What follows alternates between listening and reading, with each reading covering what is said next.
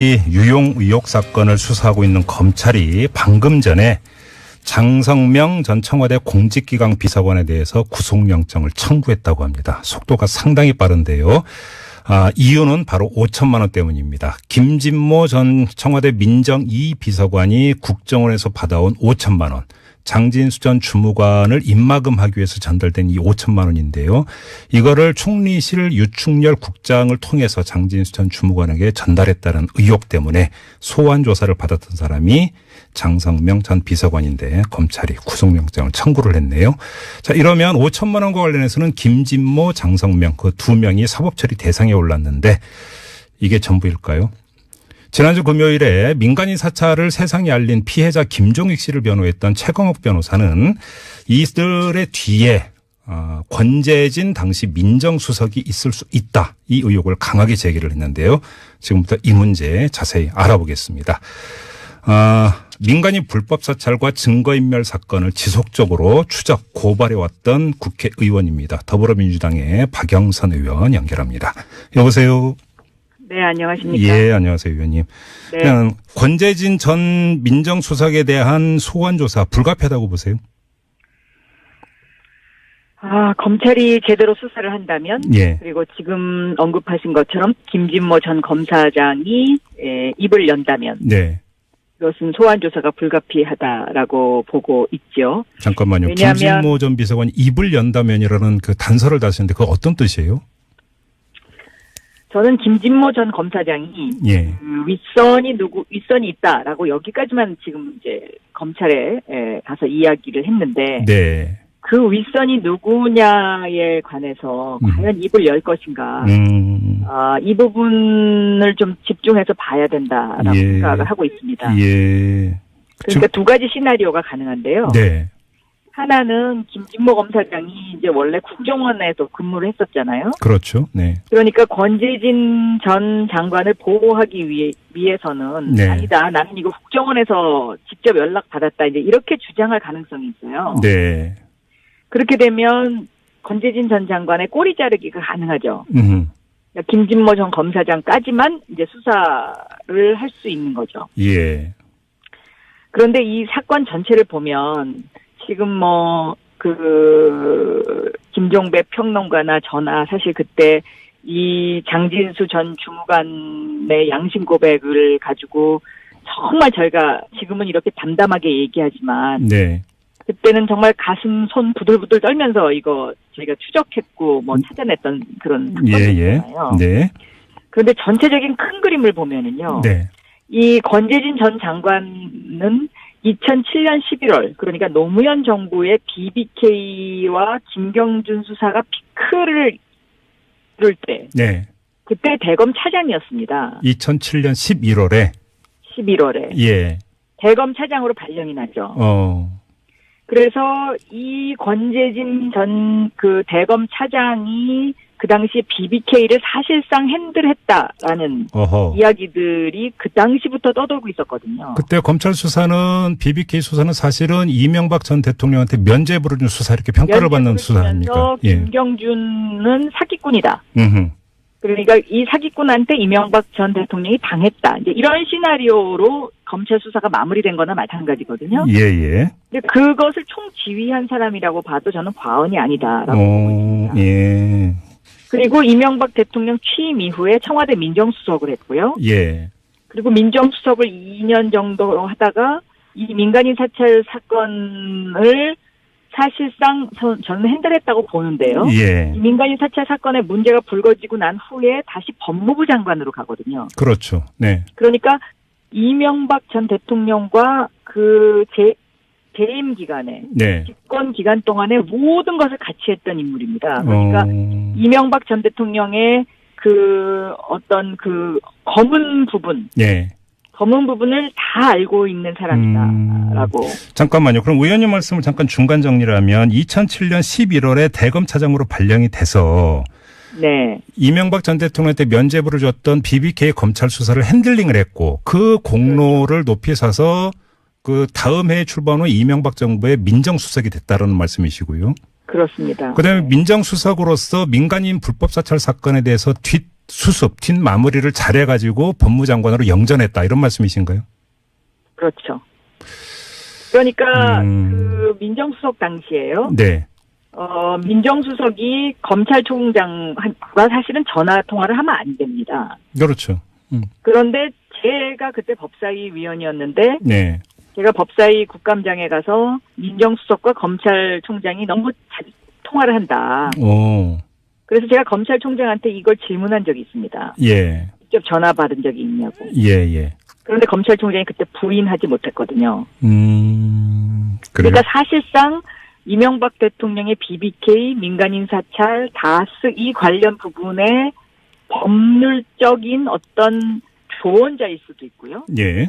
또 법률적으로 문제가 되는 증거들을 다 어떻게 그 증거와 연관성이 있는 그리고 예.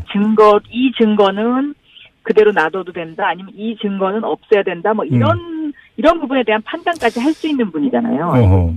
관련해서 그러니까 네. 그 당시에 그러니까 이때 불법 사찰을 했던 곳이 총리실 공직윤리지원관실이었고요.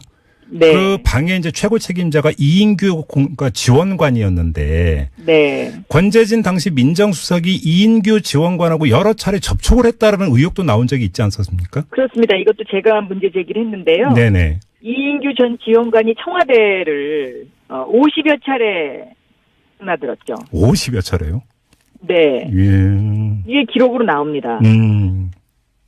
그래요? 그래서 이 부분을 권재진 그 법무부 장관도 제가 청문회 때 이 얘기를 하니까 이걸 부정하지 못했습니다. 만났다는 사실을. 예. 그냥 인사 온 거다 뭐 이런 식으로. 네.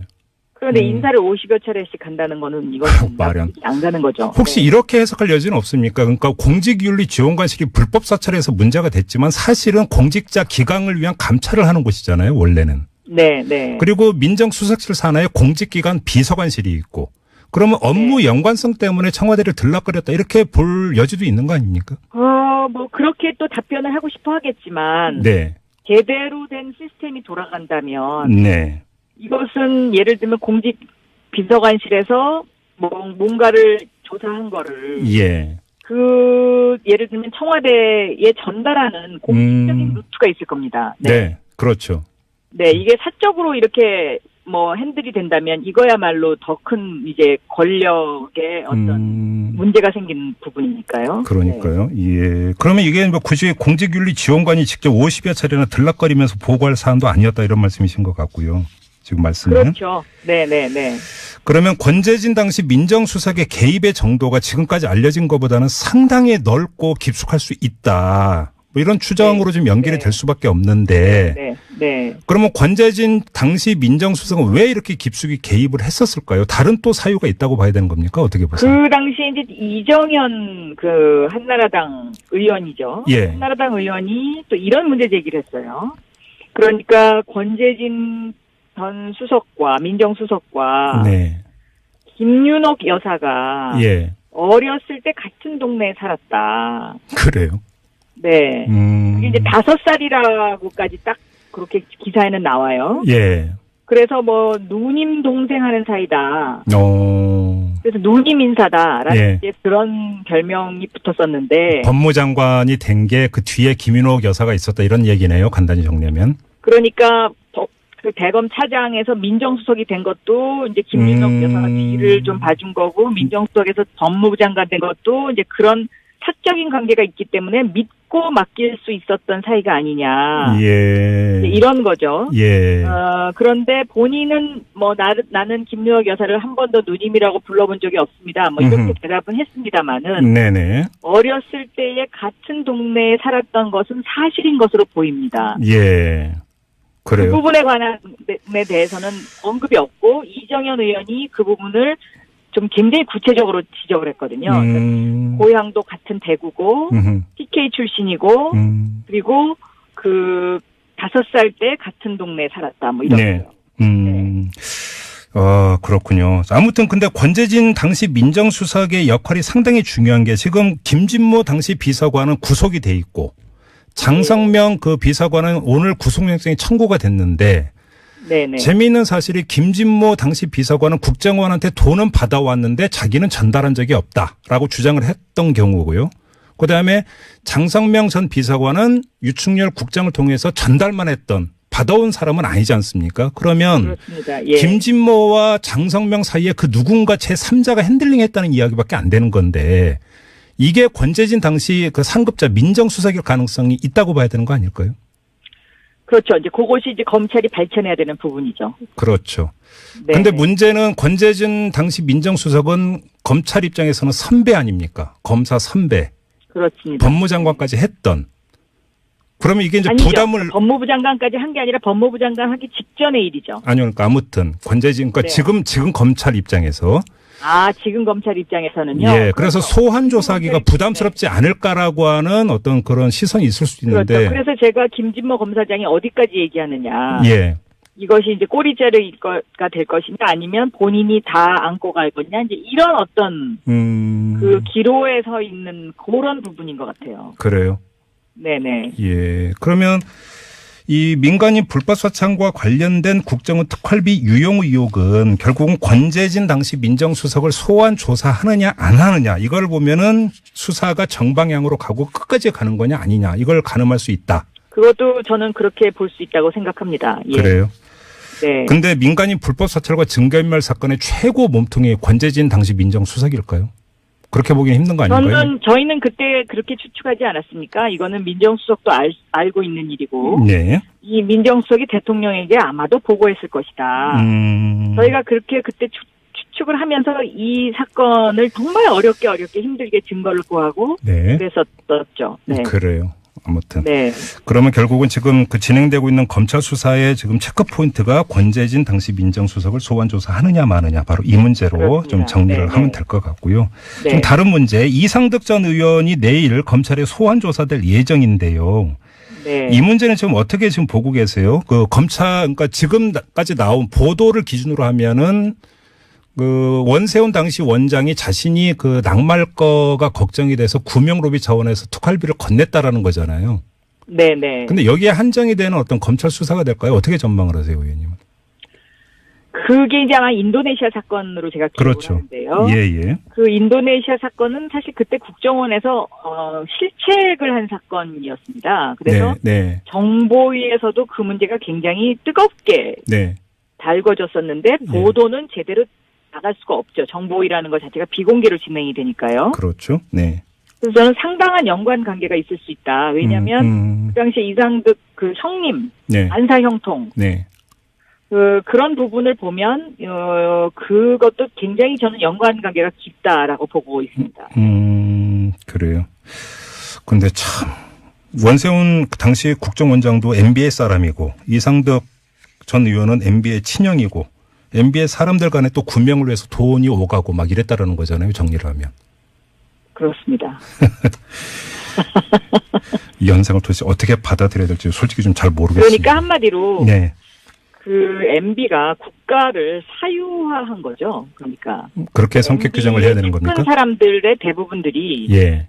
국가를 마치 그 하나의 회사 경영하듯이 그 국민의 세금을 자기네 주머니 쌈짓돈 쓰듯이 예. 그렇게 했던 것 아닌가 이렇게 생각이 듭니다. 그러니까요. 특수 활동비가 아니라 지금까지 나온 이야기를 종합하면 특수 쌈짓돈 아니었습니까? 특수 쌈짓돈. 그렇습니다. 그리고 예. 박근혜 대통령은 최순실을 통해서 그렇게 사유화한 거고요. 그러니까요. 네. 아무튼 검찰 수사 결과를 좀 기다려 보도록 하고요. 네. 의원님과의 말씀은 여기서 마무리하겠습니다. 고맙습니다. 감사합니다. 네. 지금까지 더불어민주당